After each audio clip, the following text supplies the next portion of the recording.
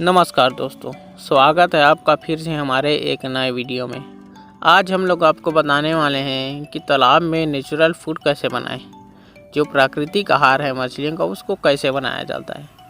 तो आपने सुना होगा ये लोगों से, यदि आप मछली पालन कर रहे हैं तो, कि तालाब में ये डाल दो, गोबर डाल दो, सरसों खली डाल दो, ये डाल दो, वो डाल दो, फिर आपका नेचुरल फूड बन जाएगा। लेकिन उसके पीछे कारण क्या है? यदि आप उस कारण को जान लोगे तो आपको किसी से पूछना नहीं पड़ेगा कि हम क्या डालें। आपने सुना होगा कि लोग बोलते हैं, कई लोग बोलते हैं कि आप ये डाल दो, तो दूसरे कोई लोग बोलते हैं कि आप ये डाल दो। तो आखिर उनके पीछे ऐसा क्या चीज़ है जिसके लिए वो बोलते हैं? तो आज हम लोग उसी को आपको बताने वाले हैं कि असलियत में जो फाइटोप्लैंक्टन, जू प्लैंक्टन है, जो हमारा नेचुरल फूड है, उसको बनाने के लिए क्या चाहिए। तो यदि आप उसको जान लोगे तो आपको किसी से पूछना नहीं पड़ेगा कि हम क्या डालें, क्योंकि ये जो चैनल है वो सिर्फ आपको मछली पालन के बारे में जानकारी नहीं देता, वो ये भी जानकारी देता है कि आप साइंटिफिक तरीके से मछली पालन कैसे करें। तो हमारा यही उद्देश्य है। तो उसका एक टॉपिक है आज जो हम आज चर्चा करने वाले हैं, प्लैंक्टन बनाने का। तो देखिए, जो हमारा प्लैंक्टन है, जो मछलियों का प्राकृतिक आहार है, वो मुख्य रूप से दो चीज़ें उसमें आता है। एक तो जू प्लैंक्टन और दूसरा फाइटोप्लैंक्टन। तो ये जू प्लैंक्टन और फाइटोप्लैंक्टन, इन दोनों को ही हम लोग प्राकृतिक आहार कहते हैं। अब इसको बनाना क्यों ज़रूरी होता है? क्योंकि ये मछलियों का प्राकृतिक आहार होने के साथ साथ बहुत सारे ऐसे पैरामीटर्स होते हैं जिसको ये कंट्रोल करके रखता है। इसलिए बहुत ही ज़रूरी है, हमारे एक्वाकल्चर में बहुत ही मेन रोल प्ले करता है, इसलिए हम इसको बनाते हैं। तो हम बात करते हैं अब कि आखिर ये बनता कैसे है। तो देखिए, किसी भी चीज़ को बनने के लिए कुछ चीज़ की ज़रूरत पड़ता है, तो उसी प्रकार जो हमारे प्लैंक्टन्स हैं उसको भी बनने के लिए कुछ चीज़ों का ज़रूरत है। तो उसके लिए मेन रूप से 3 न्यूट्रिएंट्स का ज़रूरत होता है जिससे मिल के हमारा प्लैंक्टन बनता है। तो पहला न्यूट्रिएंट्स है हमारा कार्बन, दूसरा है हमारा नाइट्रोजन, तीसरा है फास्फोरस। अगर ये 3 न्यूट्रिएंट्स हमारे तालाब में अगर उपस्थित हैं या हम इसको देते हैं तो हमारा नेचुरल फीड बन जाएगा। तो इन्हीं न्यूट्रिएंट्स को लेके हम प्राकृतिक भोजन बनाते हैं।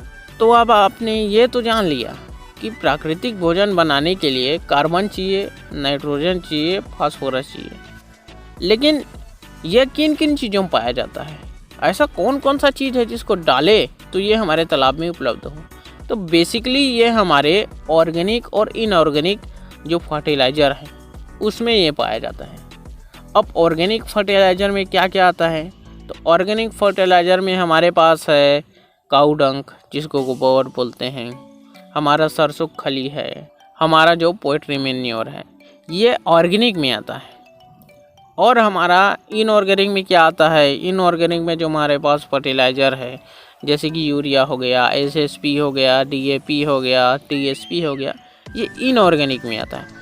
इन्हीं ऑर्गेनिक और इनऑर्गेनिक चीज़ों को मिला के हम प्राकृतिक भोजन बनाते हैं। अब ऐसा नहीं कि मैंने जो सभी का नाम लिया उन सभी को डाल देना है, नहीं। मेरा इन सभी चीज़ों को बताने का मकसद ये है कि जो ऑर्गेनिक और इनऑर्गेनिक हमारे पास क्या क्या है। तो अब हम बात करते हैं कि जब हमें नाइट्रोजन चाहिए, फास्फोरस चाहिए, कार्बन चाहिए, तो हम ऐसा क्या चीज़ लें, ऐसा क्या बेस्ट कॉम्बिनेशन लें जो हम उपयोग कर सकते हैं प्राकृतिक भोजन बनाने में। तो हमारे पास नाइट्रोजन के क्या क्या सोर्स हैं, पहले इसको देखते हैं। तो नाइट्रोजन के हमारे सोर्स हैं आपका सरसों खली हो गया, यूरिया हो गया, ये हमारे पास नाइट्रोजन के सोर्स हैं। अब हम देखते हैं फास्फोरस के सोर्स। तो हमारे पास फास्फोरस के सोर्स हैं, हमारा एसएसपी हो गया, टीएसपी हो गया, हमारा डीएपी हो गया, ये हमारे फास्फोरस के सोर्स हैं। अब कार्बन की क्या क्या सोर्स हैं?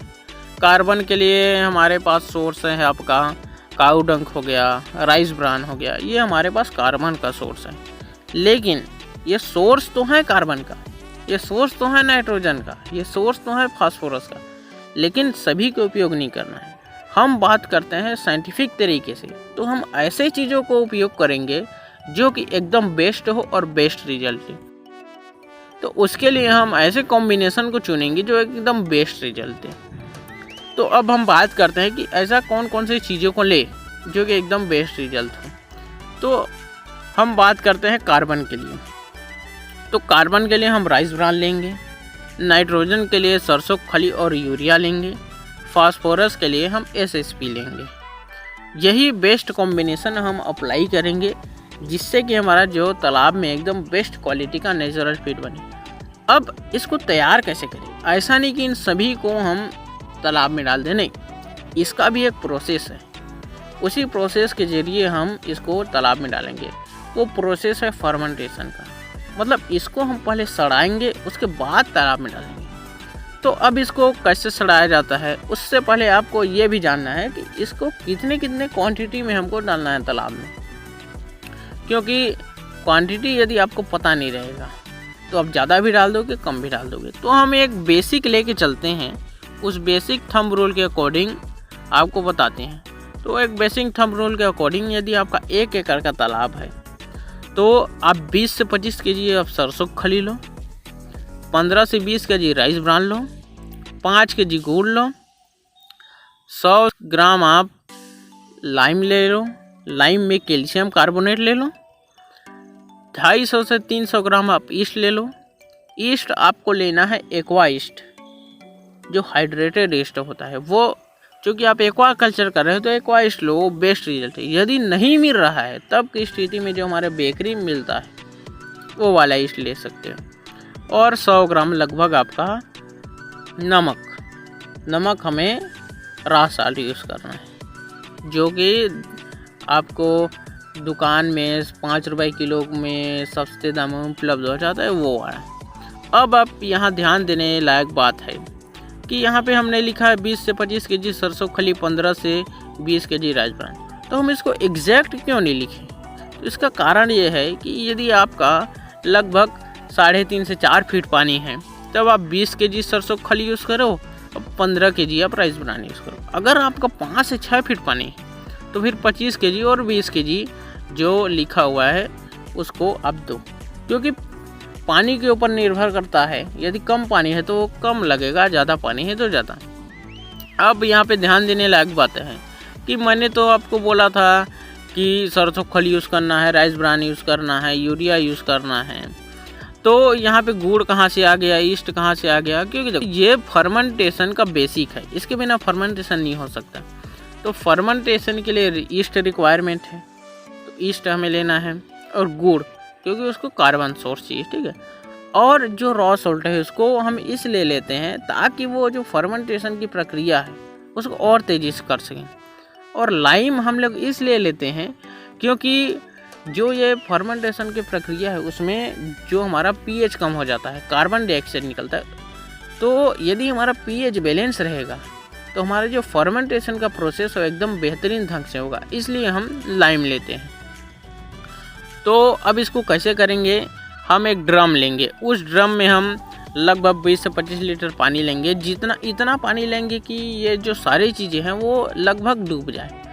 फिर इन सभी चीज़ों को ड्रम में लेने के बाद उसमें पानी डालना है, और ज़्यादा सबसे बेस्ट ये रहेगा कि आप तालाब का पानी लो। फिर उसको आप लगभग 48 घंटे के लिए छोड़ दो और उसमें एरिएशन देना है। ये बहुत ही इम्पोर्टेंट है, क्योंकि यदि आप एरिएशन दोगे एकदम बेहतरीन, एकदम फैंटास्टिक रिजल्ट मिलेगा। क्योंकि हम कॉमर्शियल फार्मिंग कर रहे हैं तो कॉमर्शियल तरीके से ही हमको ये चीज़ें करना है। अगर मान लो आपके पास एरिएशन का सिस्टम नहीं है तब आप इसे 24 घंटा के लिए एकदम टाइट पैक करके रख दो, कोई हवा नहीं जाना चाहिए। 24 घंटा बाद इसको हम थोड़ा सा खोलेंगे और हिलाएंगे इस मिक्सचर को, और फिर उसको ढक्कन बंद कर देंगे। फिर 24 घंटे इसको छोड़ देंगे। जब कुल मिलाकर 48 घंटे हो जाएं तो फिर इसको तालाब में डालेंगे। मैं यही आपको रिकमेंड करूंगा कि आप इसको एरिएशन देके करो, क्योंकि एरिएशन दोगे तो प्रोसेस फास्ट होगा और एकदम बेहतरीन ढंग से होगा। एरिएशन के लिए आप जो हमारा एक्वेरियम होता है, एक्वेरियम आपने देखा होगा, उसमें ऑक्सीजन पंप लगा होता है छोटा वाला, वो वाला आप ले सकते हो। एक ड्रम के लिए, जो एक ड्रम में हम लगभग 4 से 5 एकड़ के लिए हम तैयार कर सकते हैं। उसके लिए एक पंप तैयार होगा, वो ज़्यादा महंगा नहीं मिलता। यदि आप मीडियम क्वालिटी का लोगे तो 500 के अंतर्गत आ जाएगा।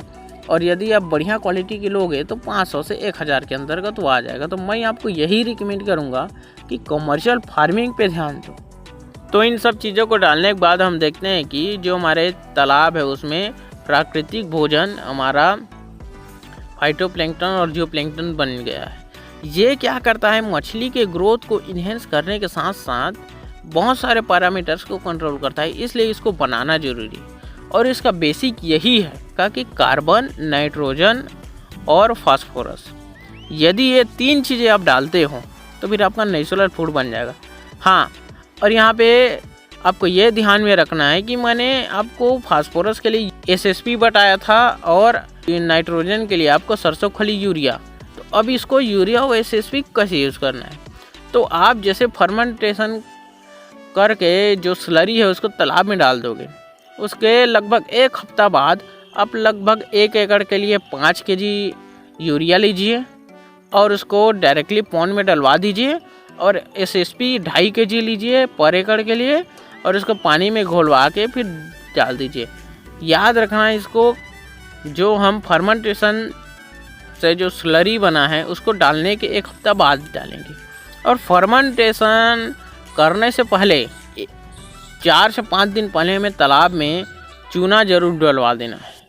फर्मेंटेशन के लिए हम कैल्शियम कार्बोनेट यूज़ करेंगे, लेकिन तालाब में डलवाने के लिए हम कैल्शियम ऑक्साइड, जिसको बिना बुझाया हुआ चूना जो कि बड़ा बड़ा होता है, उसको यूज़ करेंगे। तो यदि आप इस छोटे छोटे चीज़ों को ध्यान में दोगे तो आपका प्रोडक्शन बहुत ही ज़्यादा होगा। तो इस चैनल का उद्देश्य यही है कि जो हमारे मछली पालक दोस्त है उसके जो हमारा प्रोडक्शन है उसको कैसे इन्हेंस किया जाए। जो आज के ज़माने में जो एकदम बेहतरीन टेक्नोलॉजी है, बेहतरीन जो हमारे प्रैक्टिसेस हैं, उसको कैसे हम किसानों तक पहुंचा सके, हमारा यही मकसद है। तो आज के लिए इतना ही। हम नेक्स्ट वीडियो में अगले बेहतरीन टॉपिक के ऊपर चर्चा करेंगे।